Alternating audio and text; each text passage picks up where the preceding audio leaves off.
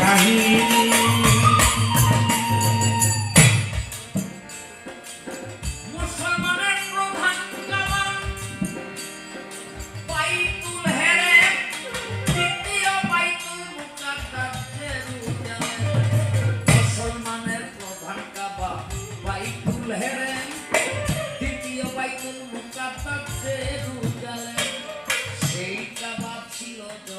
খ্রিস্টানের অধীনে পাদ্রী একজন ছিল, কিন্তু খ্রিস্টান বিধান কাবা ঘরের দায়িত্বে ছিল সেই পাদ্রী।